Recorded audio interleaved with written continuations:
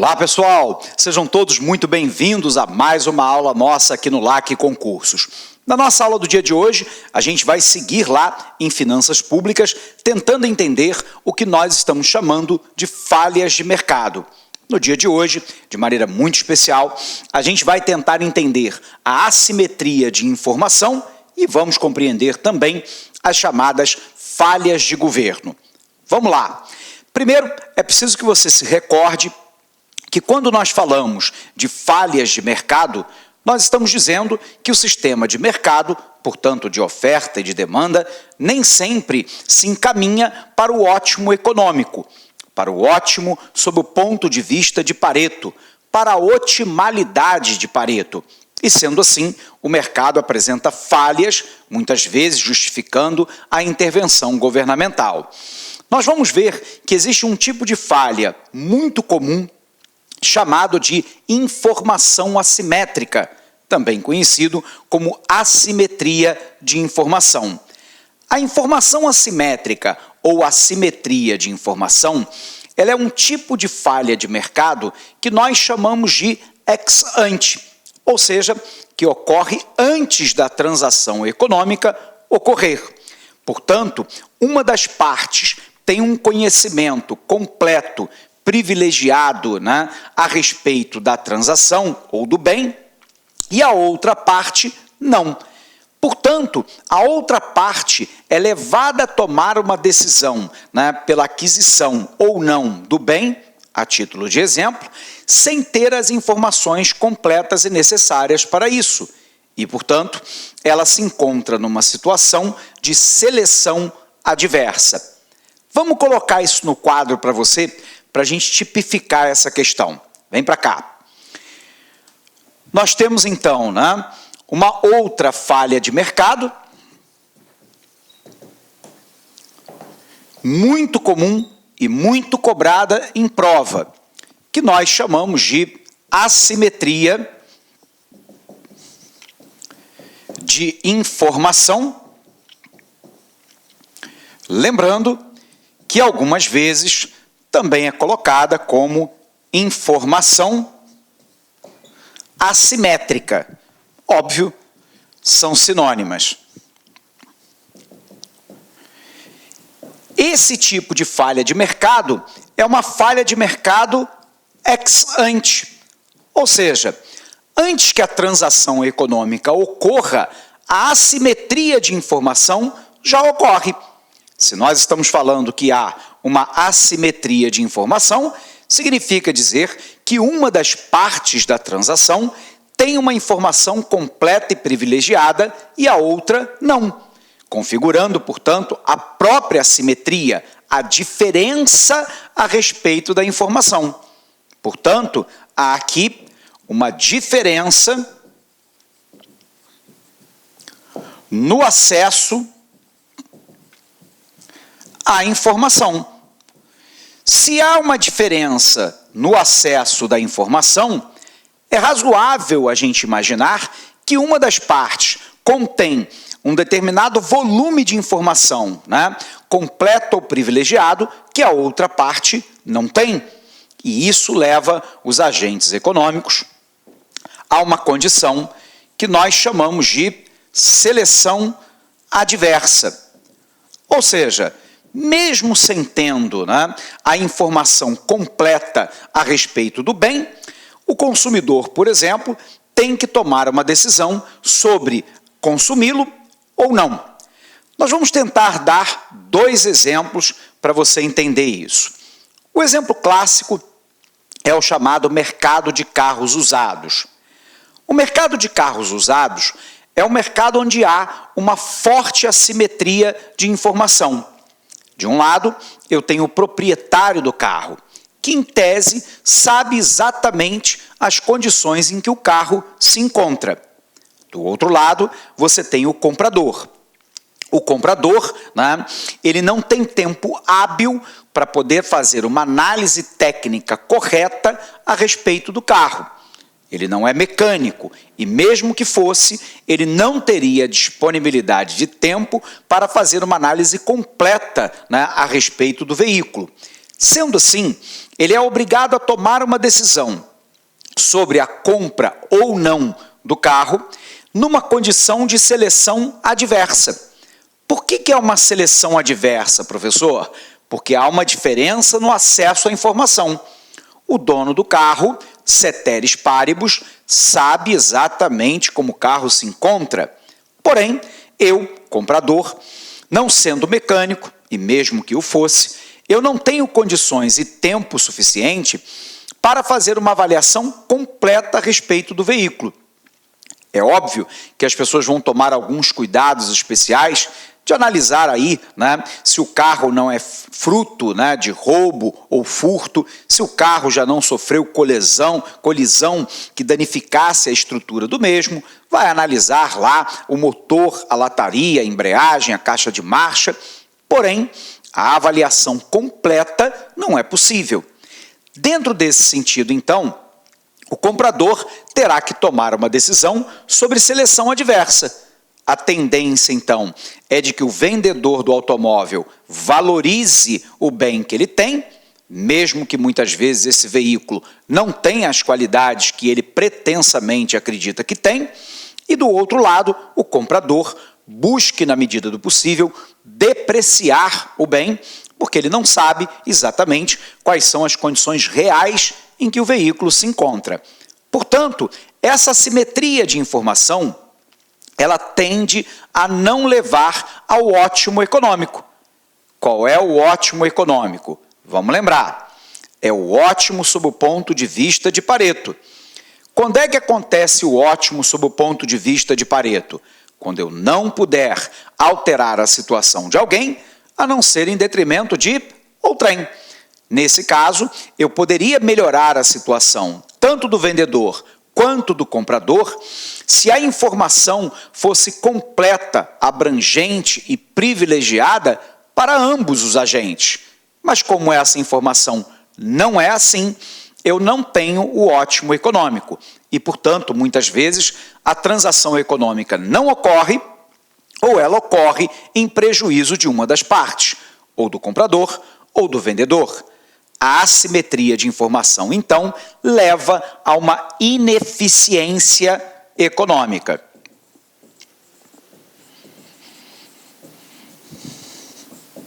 Uma ineficiência sob o ponto de vista de Pareto. Nesse caso específico, que nós demos o exemplo aqui do automóvel usado, o Estado entende que não cabe intervenção, porque o maior prejuízo, em tese, é você comprar um carro com condições ruins, que vai exigir aí logo de cara custos elevados de manutenção e reparo. Observe, contudo, que em alguns mercados, onde há assimetria de informação ex ante, o governo entende que cabe uma intervenção governamental. Nos Estados Unidos, o mercado de casas usadas, casas e apartamentos usados, imóveis de uma maneira geral, tem um instituto chamado inspeção prévia.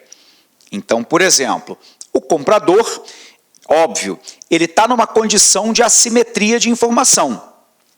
O dono do imóvel sabe exatamente as condições em que a casa se encontra. O comprador não.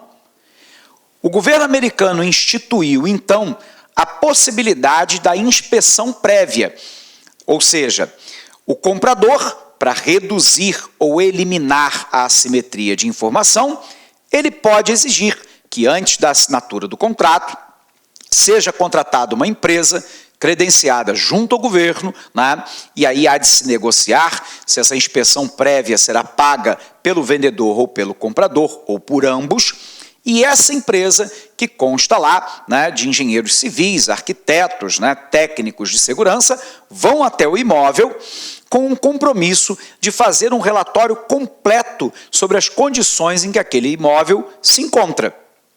Óbvio que essa empresa assina o laudo de responsabilidade técnica e, portanto, em caso de haver algum tipo de problema que não tenha sido detectado pela empresa, eventualmente ela pode inclusive ser processada.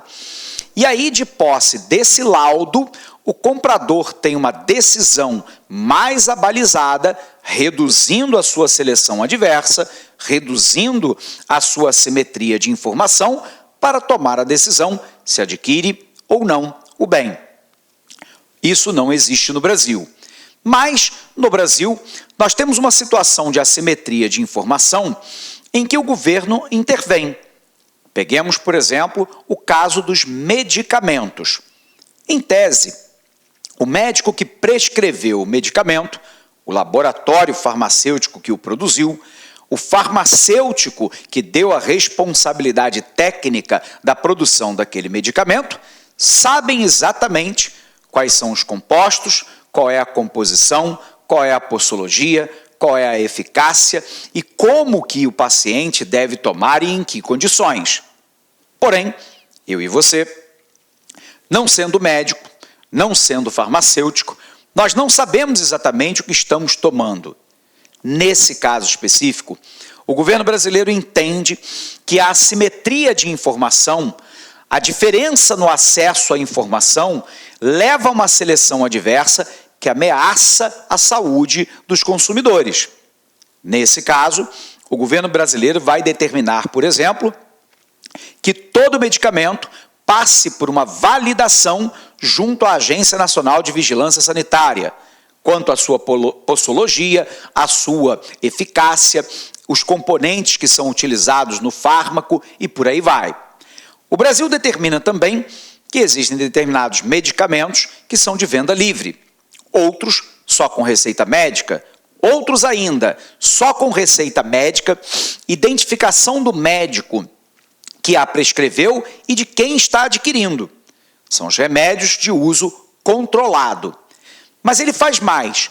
O governo brasileiro determina que tem que em cada medicamento ir uma bula. E nessa bula, numa linguagem leiga, deve ser informado para o paciente quais são os efeitos esperados daquele medicamento, qual é a posologia, qual é a interação medicamentosa que deve ser evitada, o que fazer em caso de superdose, e por aí vai. Observe lá que isso é uma decisão do ente governamental de interferir no mercado, porque esse mercado de medicamento é fortemente marcado pela assimetria de informação. E, neste caso, pode haver um prejuízo à saúde dos consumidores. Resultado, o governo resolve lá intervir. Bacana? Legal? Então vamos apagar aqui para a gente ver esse início da nossa aula, O que nós estamos falando para você até agora?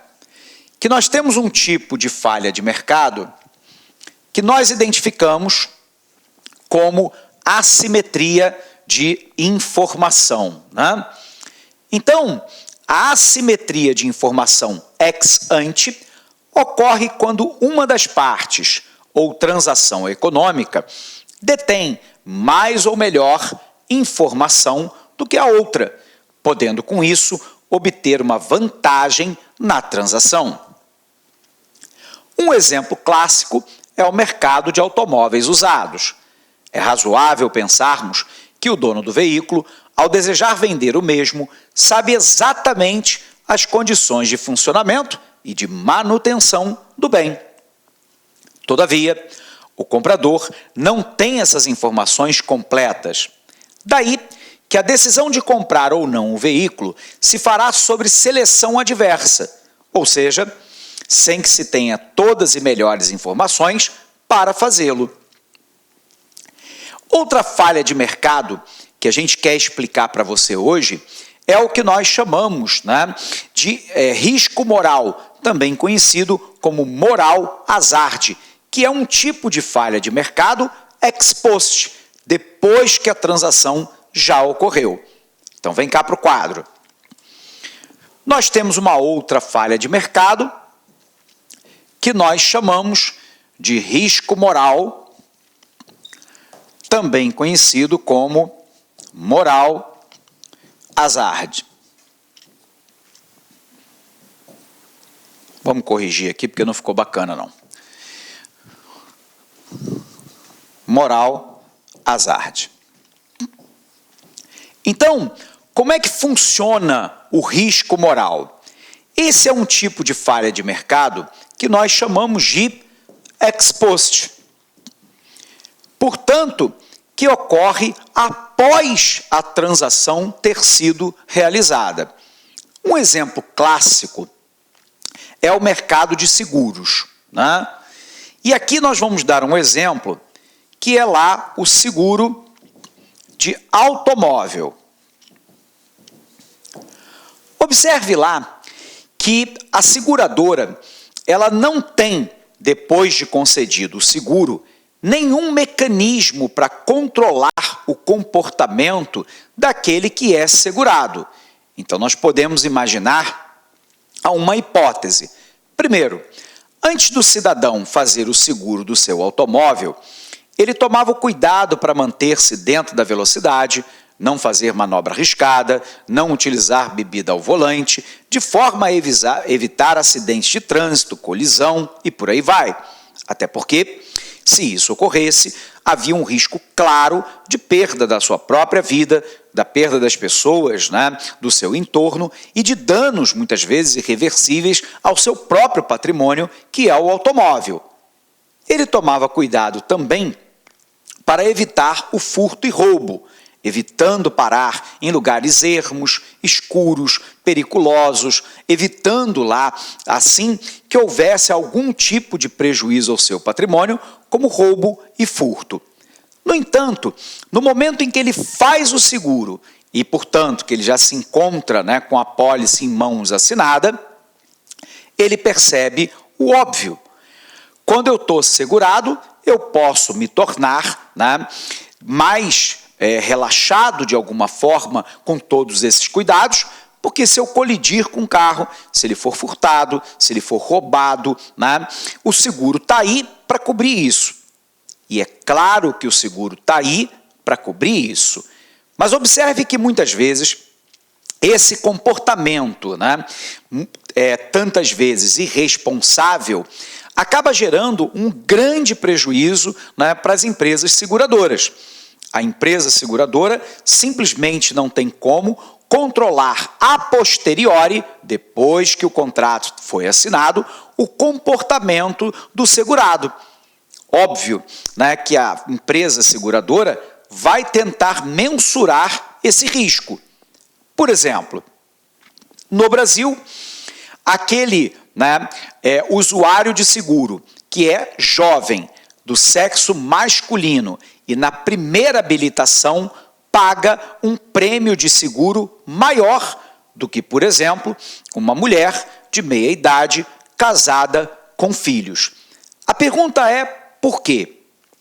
Porque estatisticamente, infelizmente, os nossos jovens, né, notadamente aí entre 18 até 26 anos de idade, na primeira habilitação e, portanto, com pouca experiência, né, como motorista, muitas vezes se envolvem, né, em manobras arriscadas, excesso de velocidade, bebida ao volante e se envolvem mais em acidentes de trânsito, causando lá, portanto, um número maior de sinistro para a operadora.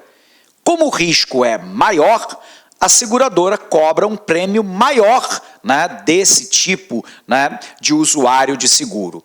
Agora, se nós pegarmos uma mulher de meia idade, casada, com filhos, né, na segunda ou na terceira renovação de habilitação, estatisticamente, ela se envolve menos em acidentes, né? Resultado, o risco para a companhia é menor.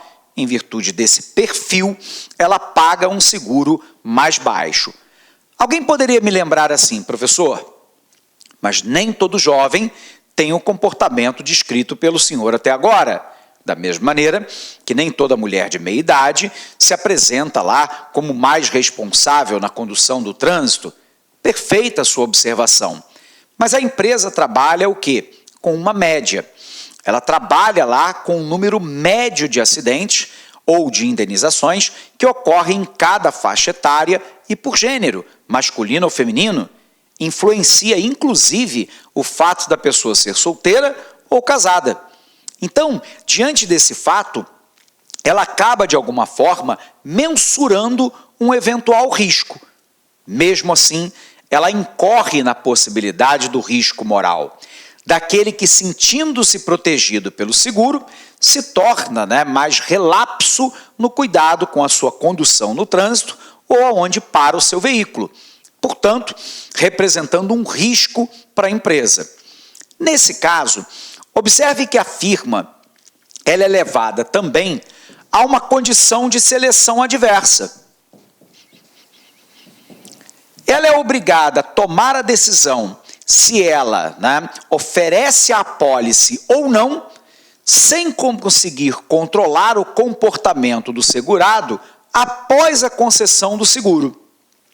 Isso gera, portanto, ineficiência econômica, porque muitas vezes eu vou gerar uma apólice para uma senhora de meia idade que vai se envolver em várias colisões, ou eu vou não ofertar para um jovem que tem muita responsabilidade na sua condução de veículo.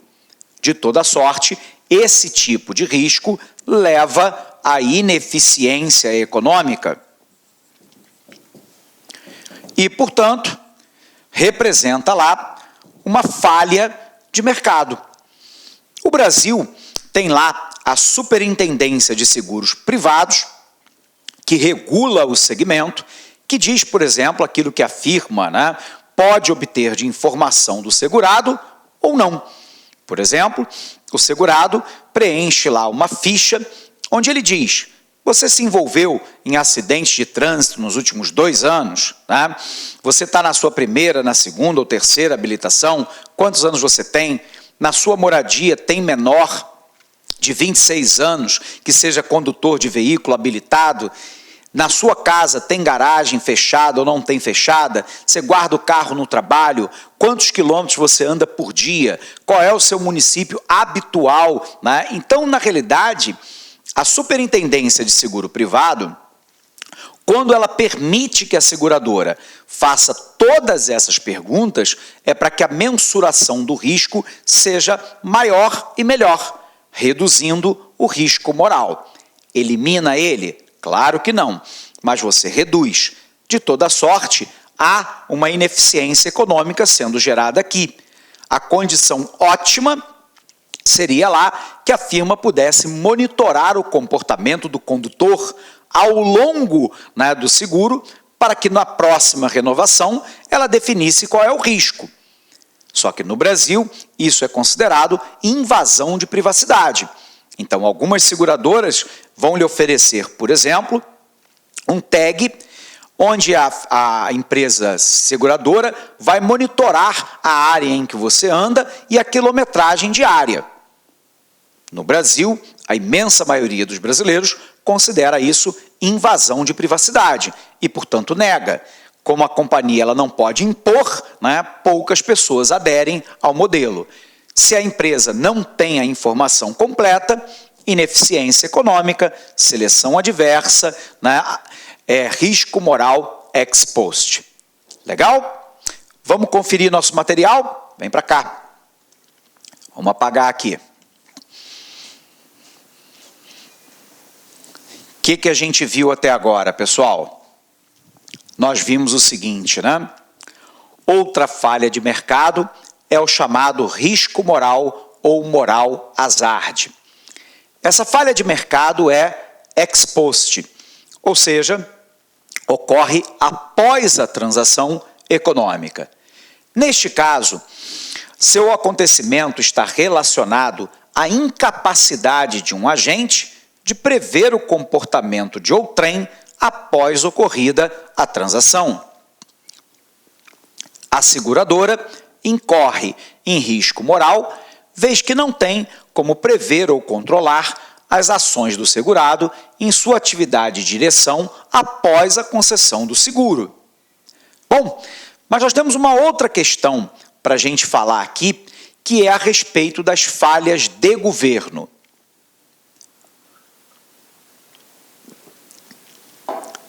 Observe que muitos colegas economistas dizem, de maneira correta, que além das falhas de mercado, nós temos as falhas de governo. Quando lá da intervenção governamental, eu crio ineficiência econômica. Então vamos puxar o quadro aqui, né?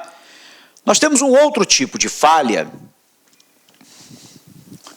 que nós chamamos de falhas de governo.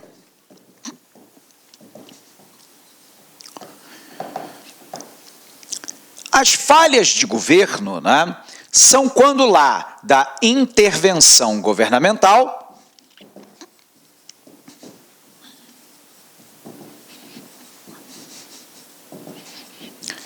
se cria ineficiência econômica.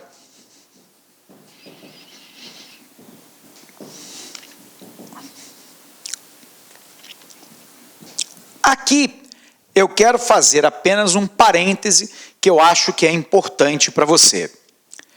O governo, em nome do Estado, ele não tem como objetivo, ao contrário da firma, de maneira prioritária atender apenas à eficiência econômica. A eficiência econômica é uma das facetas do desenvolvimento econômico. Lembrando, desenvolvimento econômico é diferente de crescimento econômico. Quando a gente fala de crescimento econômico, a gente está falando de crescimento do produto. No Brasil, medido pelo PIB, o Produto Interno Bruto. Observe que o Produto Interno Bruto ele pode crescer sem que haja uma distribuição equitativa, igualitária, socialmente justa da renda. E, nesse caso, simples crescimento econômico não diz muita coisa. O Brasil está entre as 10 maiores potências econômicas do mundo, porém, isso diz muito pouco para uma imensa massa de trabalhadores pauperizados, empobrecidos. O que nós desejamos é desenvolvimento econômico.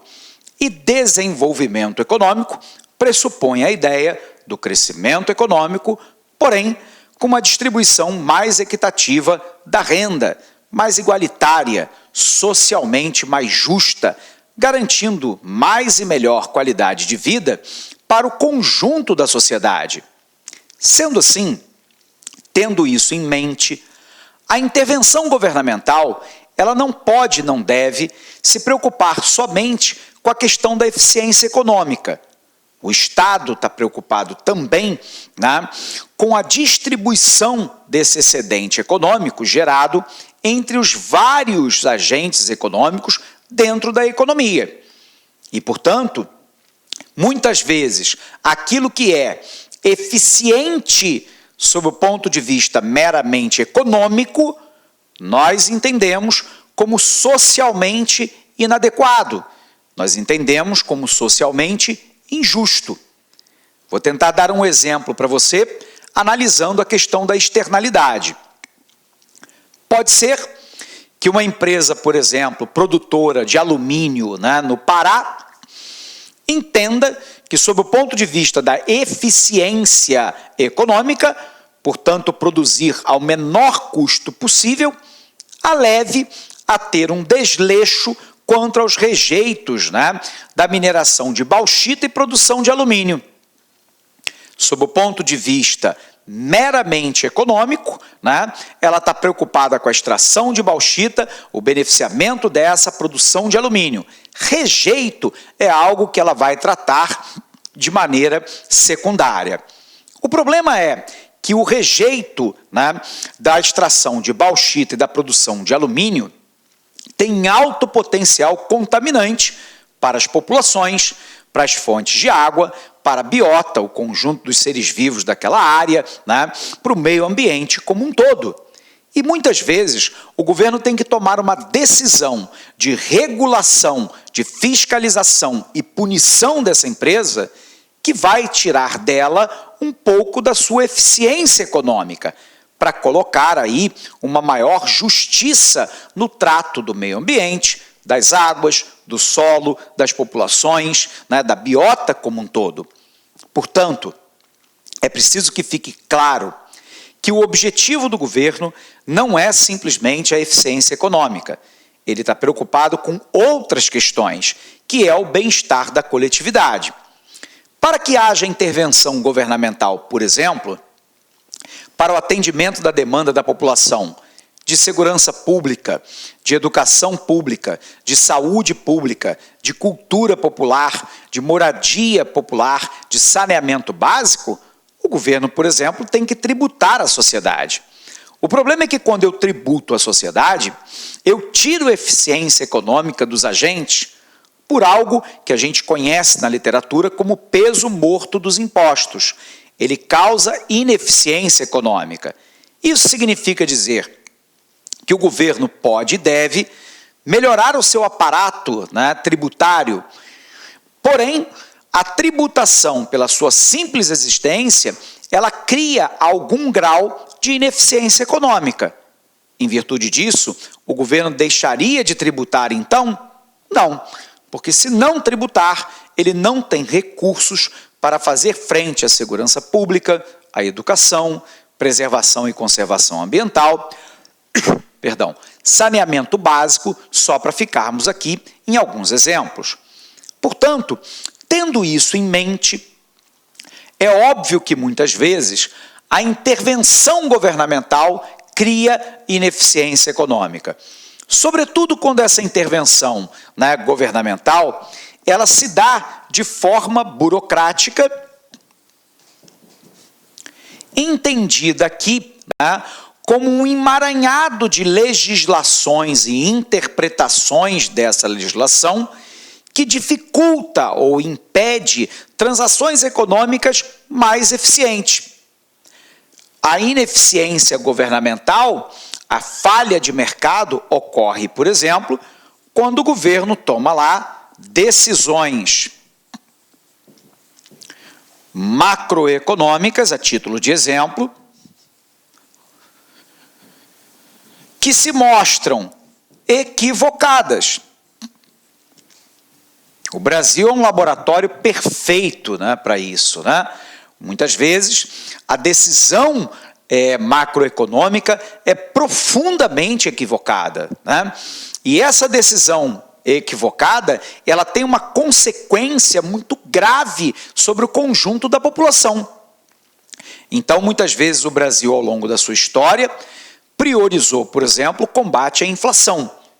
E é óbvio, a inflação é algo que tem que ser combatido, porque ela corrói a capacidade de compra da classe trabalhadora, ela desorganiza as contas públicas, ela desorienta o sistema de preço de mercado, dificultando a atuação das firmas e por aí vai.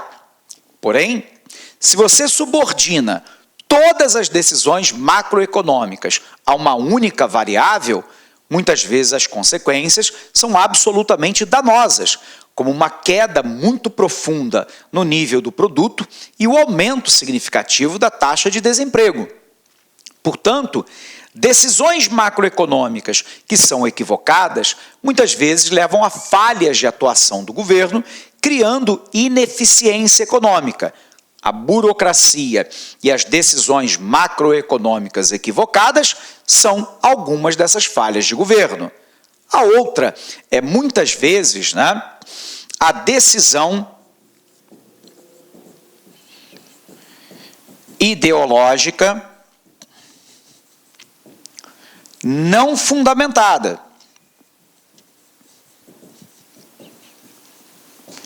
Eu quero fazer uma análise com você, porque hoje, quando a gente fala de ideologia, imediatamente a gente conecta isso, né, lá adjetivando, lembrando das aulas lá do meu querido professor Sidney Martins, a gente adjetiva de maneira negativa, né, pejorativa.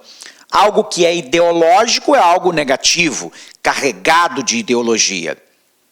Isso é uma bobagem. Ideologia é o conjunto de crenças que norteia uma ação. Eu posso ter crenças que sejam socialmente justas, economicamente corretas, eticamente válidas. Portanto, nem toda ideologia tem lá um cunho pejorativo por si só. No entanto, algumas vezes há decisões de governo que são ideologicamente não fundamentadas na realidade. E isso acaba criando ineficiência econômica. O grande termômetro, né, deve ser sempre o empírico, o real.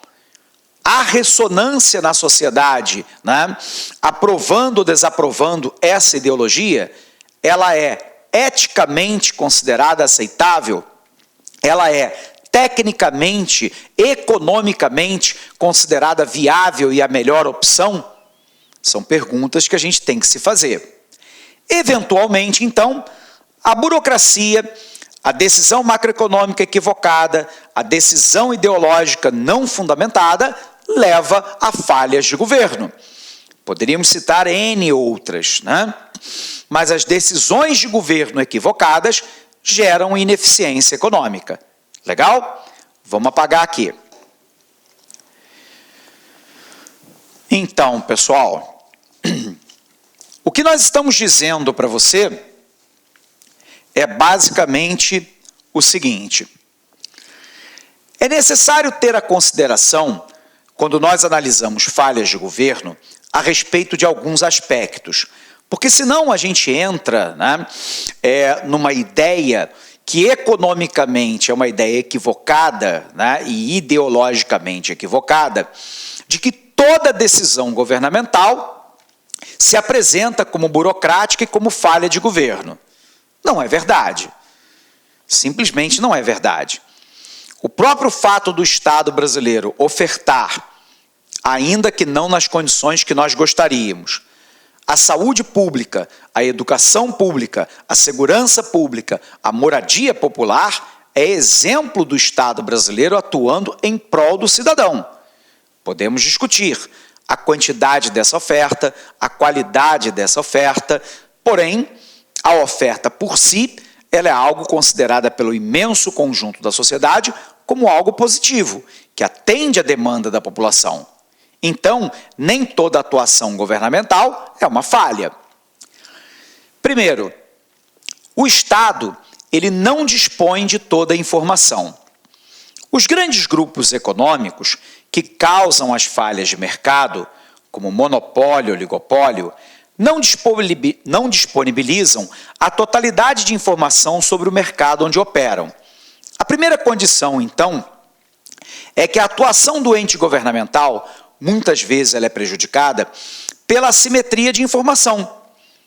Um monopólio, um oligopólio, ele sabe exatamente, né, qual é o seu custo, qual é o seu mercado, qual é o seu preço de venda, qual é a sua forma de atuação, eventualmente com presença ou não de cartel, de conluio, né?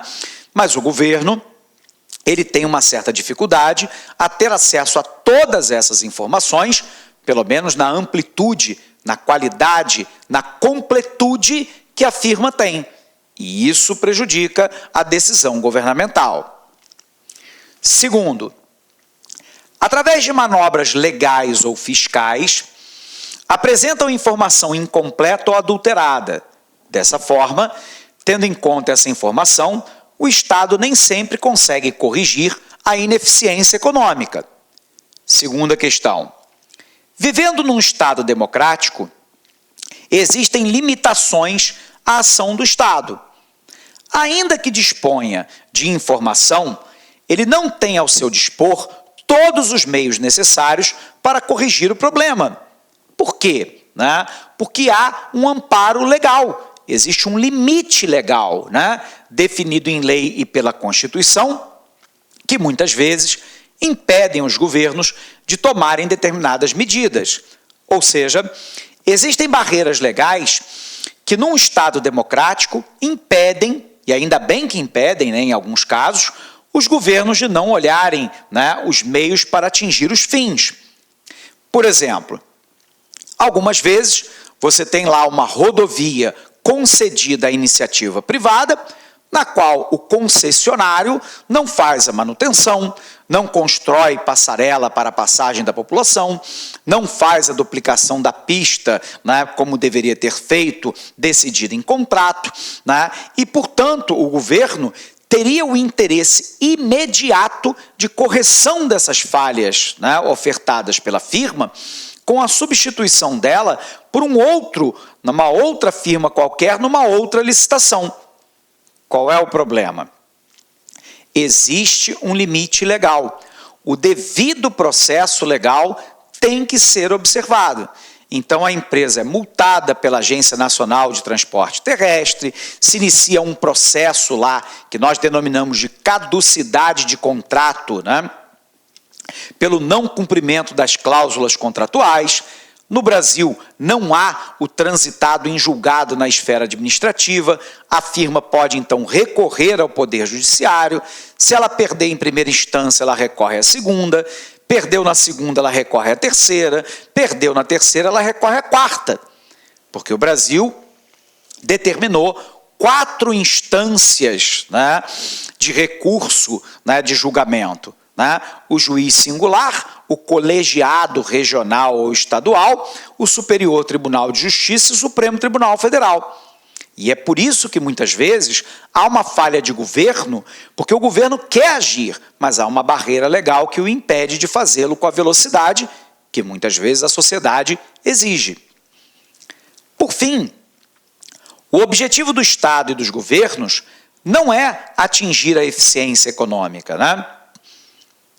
O Estado tem como missão proteger e representar as populações. Dessa forma, surge um conflito entre eficiência e redistribuição. O Estado, na sua tomada de decisões, não procura atingir apenas essa eficiência econômica, preocupado com a questão da redistribuição de rendimentos e a justiça social. O Estado é obrigado a ter que sacrificar alguma coisa da eficiência econômica para proteger a própria população. Sendo assim, isso exige lá um trade-off, um balanço, né, entre 2 possibilidades. Eventualmente, eu quero perseguir as 2, né? Eu quero ter eficiência econômica e quero ter justiça social. Mas, às vezes, em alguns casos específicos, o governo tem que atuar, né, com justiça social, sacrificando a eficiência econômica e vice-versa. Bacana? Vamos ver como é que esse assunto caiu em prova? Vem para cá. A questão diz assim: 2016, CESP-UNB, para o Tribunal de Contas do Estado do Paraná, prova para auditor. A assimetria de informação é um tipo de falha de mercado relacionada ao não fornecimento ou conhecimento de informação para que os consumidores decidam, de modo racional, acerca desse assunto, assinale a opção correta. Letra A. O cidadão que opta por adquirir um veículo usado em uma agência credenciada por determinada marca, a preço maior do que se comprasse diretamente com um particular, tem o objetivo de se proteger da seleção adversa. Então, vamos lá. O que é a seleção adversa? É quando eu sou levado a tomar uma decisão pela aquisição ou não do veículo, nesse exemplo, sem ter todas as informações suficientes e necessárias, completas, para fazê-lo. Quando o cliente opta por comprar lá um carro usado numa agência autorizada por determinada marca, essa marca empresta para a agência a sua credibilidade. Ou seja, a crença é de que a marca, amparando a distribuidora, não irá vender para o cliente um veículo ruim, porque isso danifica, arranha a relação com a marca. E, portanto, em tese, o consumidor aceita pagar um pouco mais para comprar numa revendedora da marca um carro usado do que comprá-lo de um particular, a qual, né, o nível, né, de informação incompleta é maior. Nesse caso, então, o cidadão que opta por adquirir um veículo usado em uma agência credenciada por determinada marca, a preço maior do que se comprasse diretamente pelo particular, tem o objetivo de se proteger da seleção adversa. Verdadeiro. Porque, teoricamente, a marca está lhe garantindo que aquele veículo usado está em condições, né, adequadas para o uso do comprador. Portanto, ele está se protegendo, né, de uma seleção adversa. Correta a alternativa. Mas vejamos por que não as demais. O pagamento de gratificação de atividade a todos os servidores de determinado órgão público, independentemente do seu desempenho alcançado, contribui para gerar tranquilidade e motivação no ambiente de trabalho. Ora, quando eu pago gratificação independente, né, do resultado, né, observe que, primeiro, isso não tem uma relação direta com a simetria de informação. Então, logo de cara, né, essa alternativa seria inválida. Porém, quando eu pago gratificação de atividade a todos os servidores, independente do desempenho, isso pode criar ineficiência na atuação do servidor, porque ele sabe que se ele fizer um bom trabalho ou um mau trabalho, ele ganhará a gratificação. Então, qual é o estímulo que eu tenho para fazer um bom trabalho? Isso criaria ineficiência econômica. E, portanto, observe que aqui não entra a simetria de informação, mas entra ineficiência econômica. Portanto, essa alternativa é falsa. Vamos para a próxima.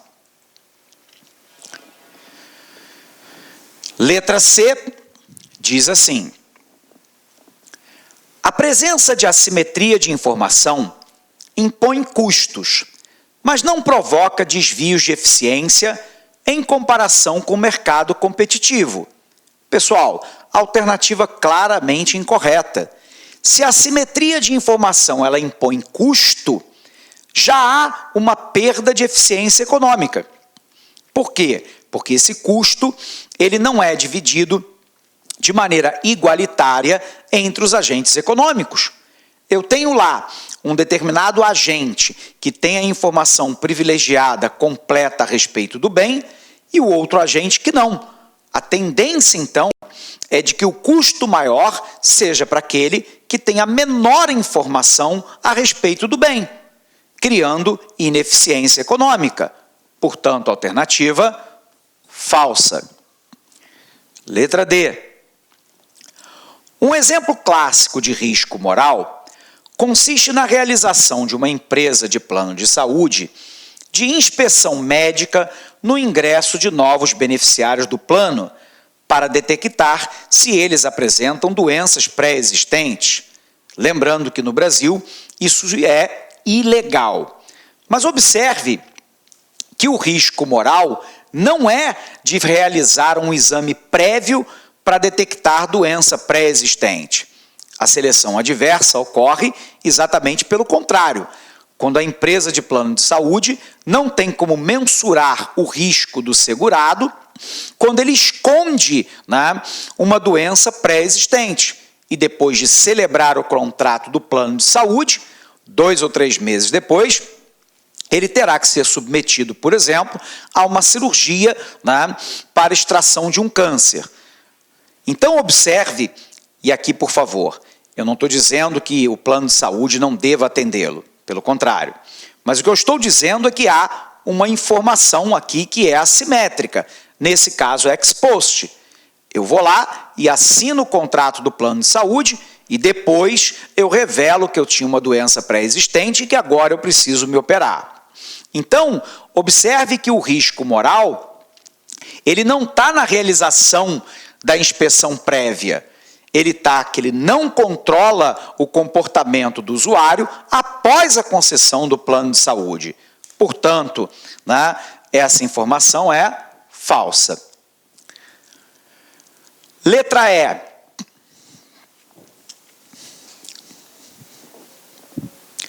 Se as companhias seguradoras de veículos retirassem a franquia de seus produtos, mais consumidores poderiam comprar o seguro e, consequentemente, a seguradora poderia reduzir o preço dos seguros. Primeiro, se a empresa seguradora tira a franquia, qualquer pequeno acidente de trânsito, eu vou querer que a empresa me indenize. Isso cria lá mais assimetria do que menos assimetria. Por quê? Nesse caso, o risco moral da seguradora é maior. Porque se ela tira a franquia e o cara me dá uma batidinha de leve no trânsito, se não tem franquia, eu quero que o seguro repare o meu para-choque. Resultado, o risco moral amplia, porque eu não tenho como controlar o comportamento do agente após a concessão do seguro. E, portanto, quando ele diz lá que mais consumidores poderiam comprar o seguro e, consequentemente, a seguradora poderia reduzir o preço, na realidade, o preço seria aumentado, porque sem franquia, mais pessoas usariam o seguro, mais sinistros seriam relatados, encarecendo o preço do seguro final para todos. Alternativa falsa. Vamos para a próxima. A nossa próxima questão, de 2016, Banca CESP, para o Tribunal de Contas do Pará, vaga lá para auditor de controle externo na área de economia, diz assim: com relação à economia do setor público, julgue o item que se segue.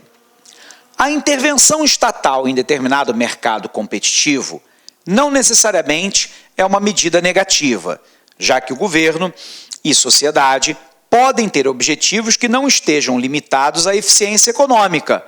Perfeito, nós vimos isso, falha de governo. Por que às vezes ocorre uma falha de governo? Porque o governo não tem como objetivo único ou principal a eficiência econômica.